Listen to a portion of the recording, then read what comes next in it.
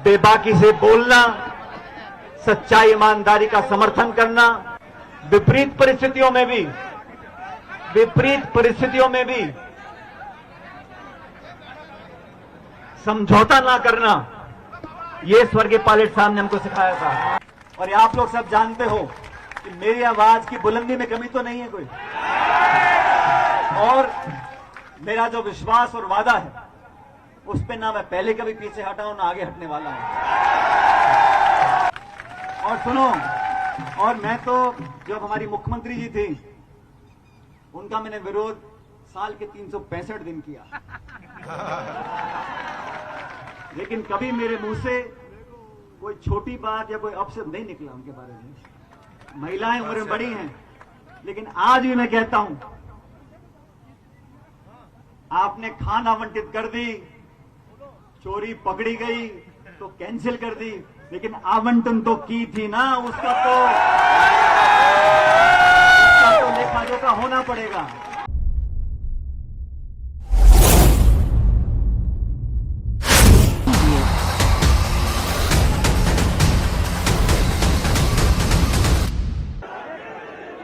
माननीय सचिन पायलट जी मंच पे पधार चुके हैं।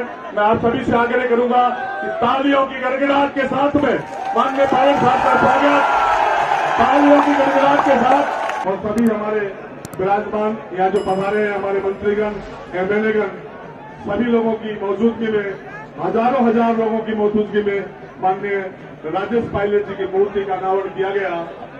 आप सभी से आग्रह, राजेश पायलट, राजेश पायलट, राजेश पायलट, जब तक सूरज चांद रहेगा, जब तक सूरज चांद रहेगा,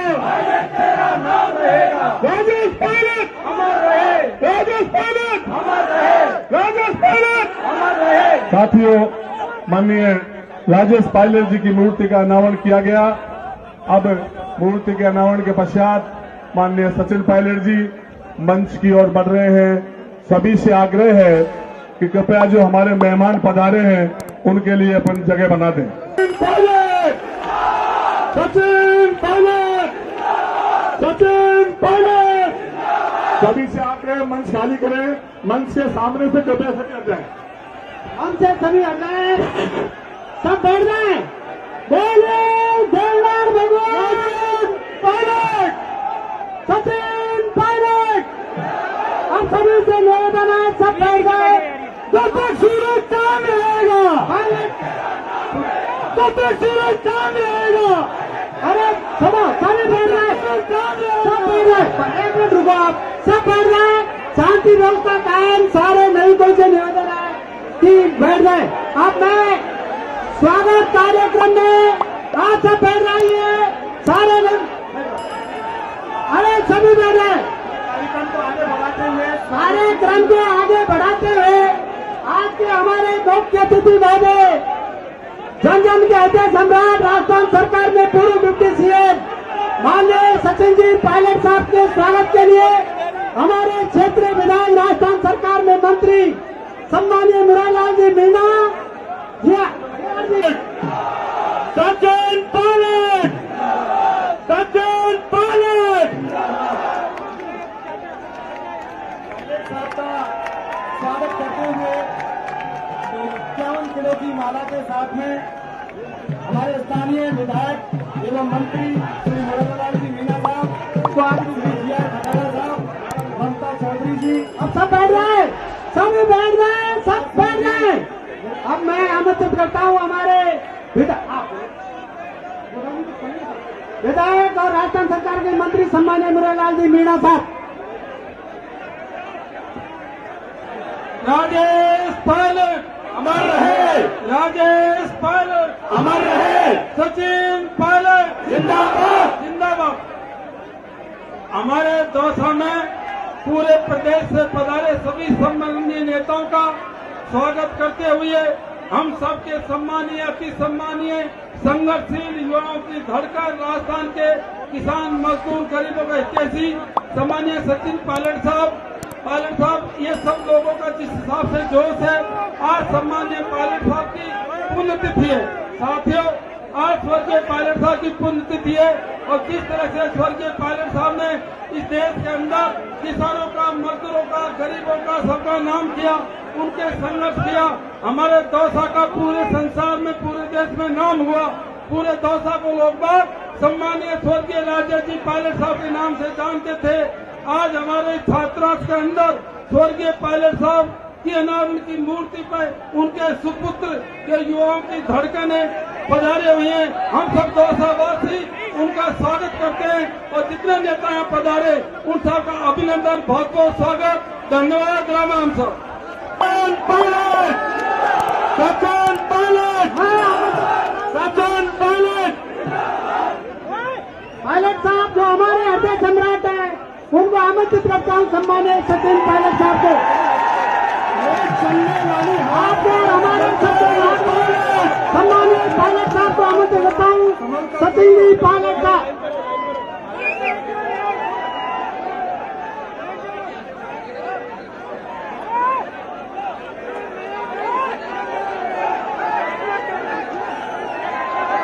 रिकॉर्ड करने के लिए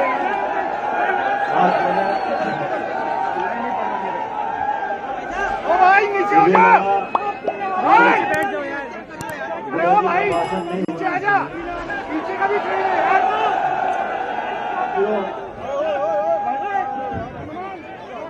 आज 11 जून स्वर्गीय पायलट साहब की पुण्यतिथि है। साइड में निकल जाओ पीछे।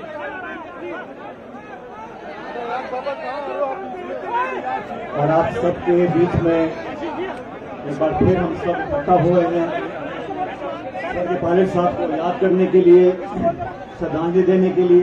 रवि और आज छात्रावास में जो मूर्ति लगी थी उसका हम सब ने, आप सब ने मिलकर अनावरण किया।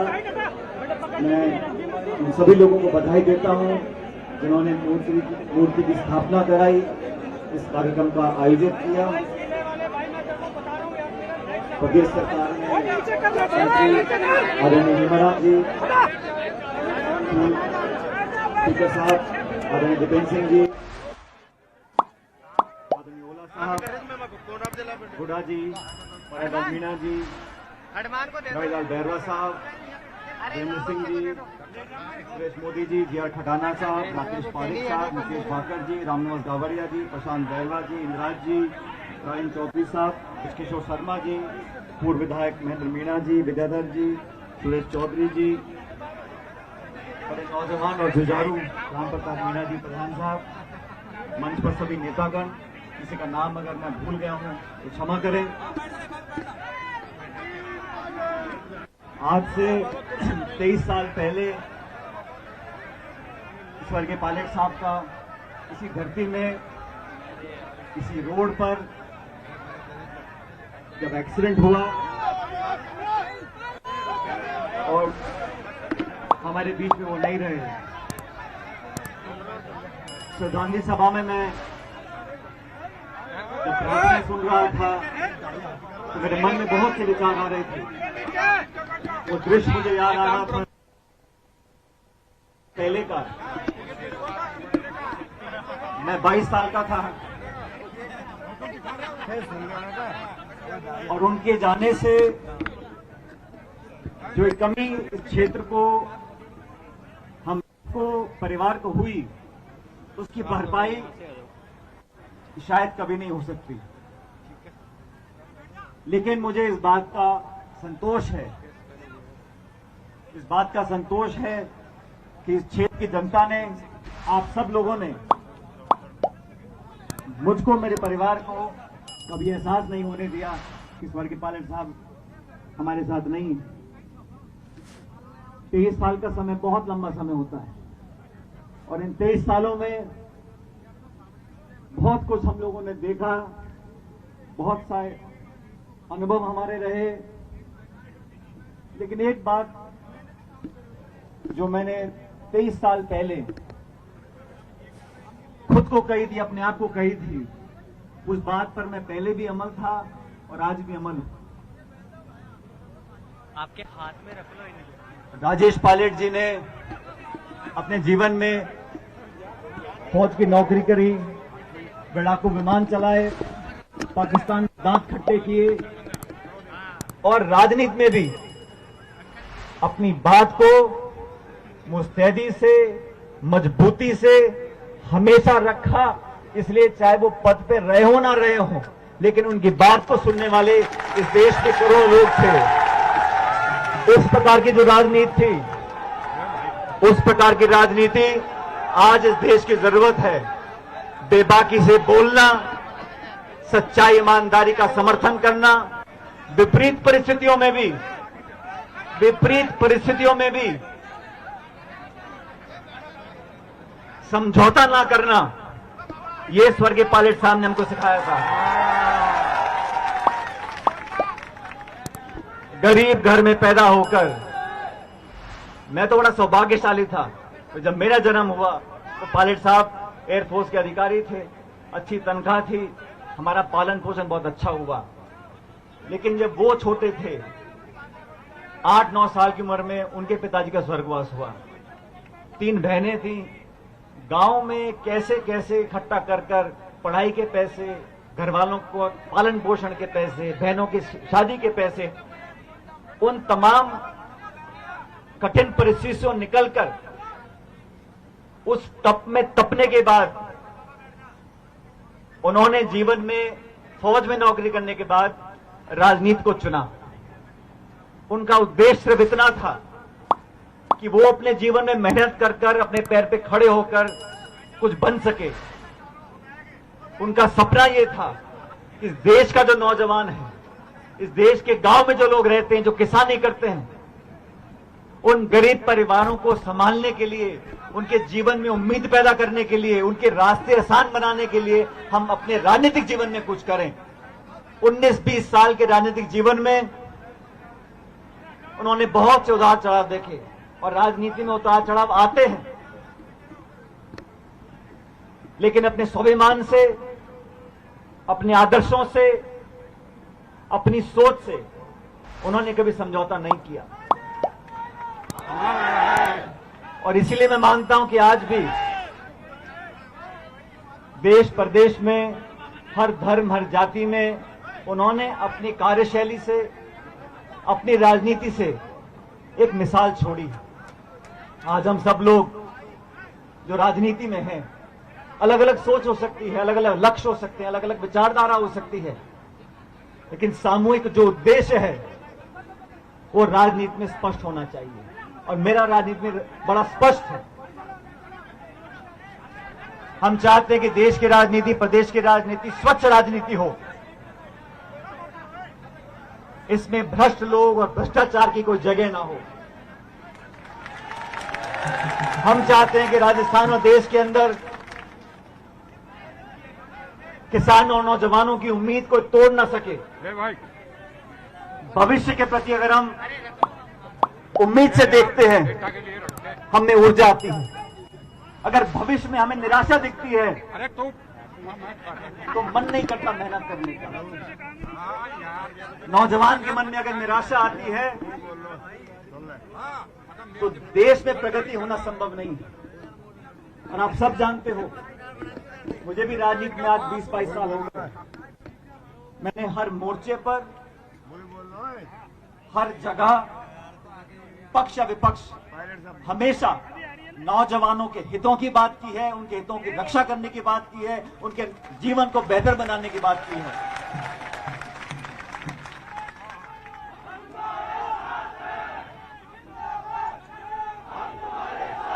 साथियों, आज स्वर्गीय पायलट साहब की पुण्यतिथि है और मैंने उनकी पुण्यतिथि के रोज पिछले 22-23 साल से हमेशा आपके बीच में आप लोग आए। आपका असीम आशीर्वाद और प्रेम हम लोगों को मिला है। आज इस मौके पर मैं कोई राजनीतिक बात नहीं करना चाहता हूं, क्योंकि राजनीति करने का समय बहुत पहले भी था, आगे भी होगा। आज तो हम उस दिवंगत आत्मा को याद करने के लिए इकट्ठा हुए हैं, और जो प्रेम आपकी आंखों में दिख रहा है, उस प्रेम को मैं अपना आशीर्वाद मानता हूं, और आपका जो आशीर्वाद है वो मेरे हाथों को ताकत देता रहेगा।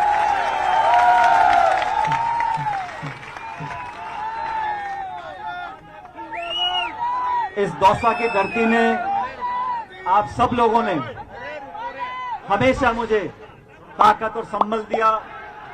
जब चुनौती का समय आया, जब मैं अपने आप को अकेला महसूस करता था, तो यहां के 36 कौम के लोगों ने, इस मिट्टी के लोगों ने मुझे अपना आशीर्वाद देकर इस लायक बनाया कि मेरी आवाज में बुलंदी आ सके।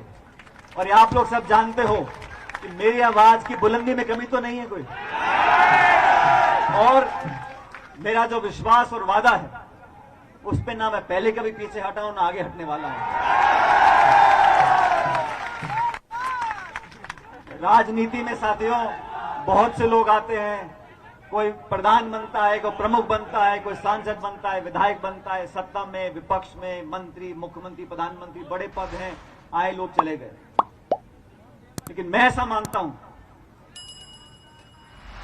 हम किसी पद पे हो या ना हो, लेकिन जनता हमको तोल कर रखती है हमेशा कि तुम कहते क्या थे, करते क्या थे। मेरे लिए जनता के बीच में हमारी विश्वसनीयता सबसे पहली प्राथमिकता है। जनता का विश्वास, जनता के वादे और जनता की ये सबसे बड़ी पूंजी है राजनीति में। और पिछले 20-25 सालों में जब से मैं राजनीति में हूं, मैंने ऐसा कोई काम नहीं किया जिससे इस विश्वास में कहीं आपको लगे कि कोई कमी आ गई है। और आने वाले समय में भी आपका विश्वास मेरे लिए सबसे बड़ी पूंजी है। उस विश्वास में मैं कभी कमी नहीं आने दूंगा, मैं आपको वादा करता हूं। साथियों, आज तमाम साथी यहां पर आए हैं और पायलट साहब को श्रद्धांजलि दे रहे हैं। मैं उन सबका धन्यवाद करना चाहता हूं और आप सब लोगों को बताना चाहता हूं, जो राजनीति आज देश प्रदेश में है आपके सामने, हमारी जो केंद्र की सरकार है, वो बोलती है कि अगर लोगों को कुछ सहायता मिलती है तो आर्थिक दिवालियापन हो जाएगा। गरीबों की मदद करने से केंद्र के लोग बोलते हैं आर्थिक दिवालिया हो जाएगा। और मैं बोलता हूं कि जिन नौजवानों के साथ अगर कहीं धोखा हुआ है, उनके साथ विश्वासघात हुआ है, उनकी मदद हम करते हैं तो कहते हैं मानसिक दिवालिया हो जाएगा। मैं समझता हूं सच्चे मन से जो गरीब है, जो नौजवान है, उसकी मदद हम करते हैं तो इतना बड़ा दिल होना चाहिए और इतना बड़ा खजाना हमारे पास है कि हम गरीबों के, नौजवानों की मदद करें। मैं साथियों, आप सब जानते हो, सरकार में मुझे काम करने का मौका मिला। मैंने अपनी आवाज को हमेशा रखा। मैं बड़े अदब से, आदर से, सम्मान से और शिष्टाचार से अपनी बातों को रखता हूं और मैंने हमेशा दूसरों को सम्मान दिया है। मैं सरकार में था, हमारे कोटा में सैकड़ों बच्चों की मौत हो गई। मैंने कहा कि ऐसा नहीं होना चाहिए। हमारे राज्य में अगर कहीं कुछ कमी है, कुछ गलती है, तो बजाय इसके हम औरों को दोष दें, हमें उसको सही करना चाहिए। और मुझे खुशी बताते हुए आज कोटा में बच्चों के लिए इतना शानदार अस्पताल बन गया कि अब वहां मौतें नहीं होती। मैंने जब ये मांग रखी थी, मैंने अपने लिए नहीं रखी थी, मैंने किसी को नीचा दिखाने के लिए, किसी की बुराई करने के लिए नहीं रखी थी। मुझे लगा कि सैकड़ों बच्चों के, नवजात शिशुओं की मौत हो रही है, इस पे सिर्फ इतना बोल दें कि भाई पहले ज्यादा होती थी, अब कम हो रही है। एक भी मौत नहीं होनी चाहिए, उसको सुधारना चाहिए। और आज कोटा में एक शानदार बच्चों का हॉस्पिटल बन गया। अब वहां मौतों का सिलसिला जो था, भयानक क्रम था, वो समाप्त हो गया। इसलिए बात रखना, मैं समझता हूं राजनीति बहुत जरूरी है। और बात रखने में मैं जनता की आवाज को सुनता हूं, अपनी अंतरात्मा को सुनता हूं, और भगवान की असीम कृपा है कि जो मेरी अंतरात्मा बोलती है वही जनता भी बोलती है। तो दोनों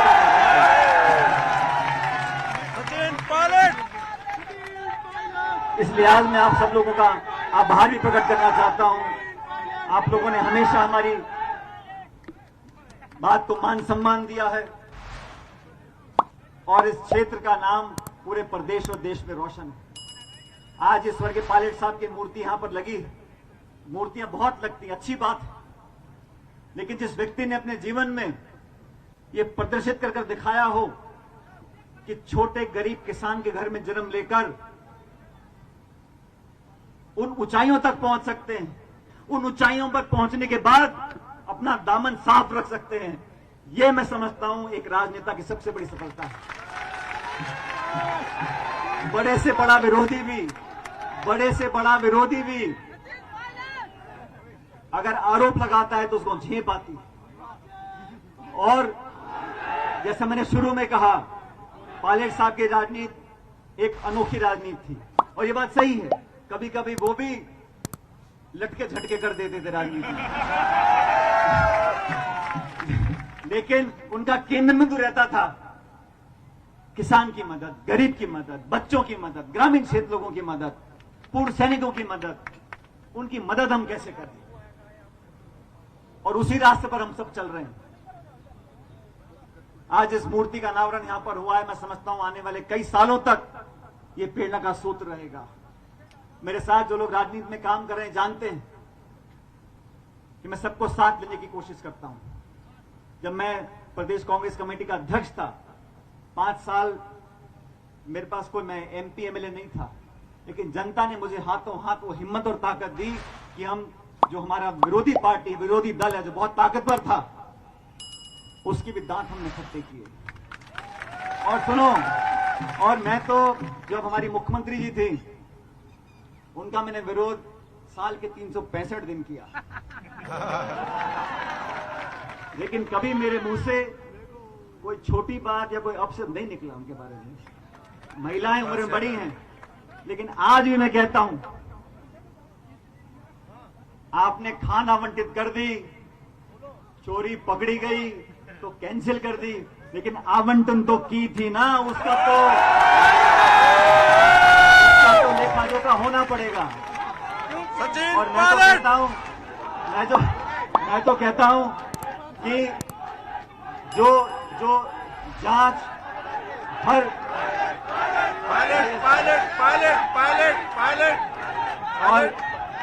और किसी ने इस बात को बहुत बखूबी कहा है कि हर गलती सजा मांगती है,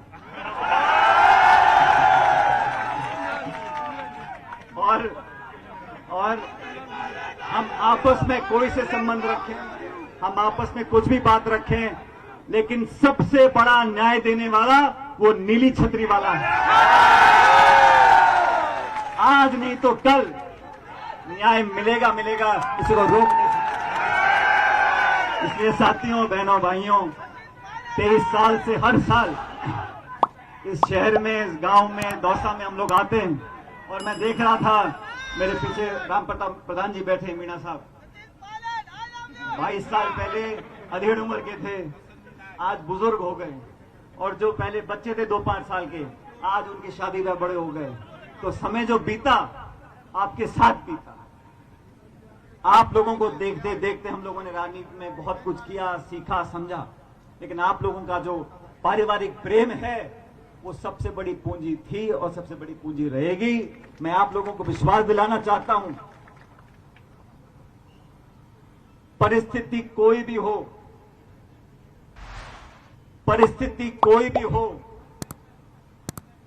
आप लोगों के लिए न्याय दिलाना, आप लोगों के लिए संघर्ष करना, ये वादा मेरा कल भी था, आज भी है और कल भी है।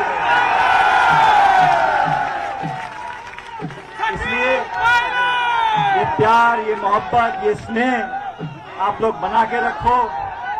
हम आपके थे, आपके रहेंगे। आप लोगों ने जो एकजुटता, जो प्रेम हम सबको दिया, और खासकर आज यहाँ मंच पर जो तमाम हमारे साथी यहाँ पर आए हैं पायलट साहब को याद करने के लिए, मैं आप सबकी तरफ से इनका कोटि कोटि धन्यवाद देना चाहता हूँ, शुक्रिया करना चाहता हूँ। उम्मीद करता हूँ कि आपका यह प्यार और प्रेम हमेशा बना रहेगा। मेरे साथ जोरदार नारा देना, भारत माता की।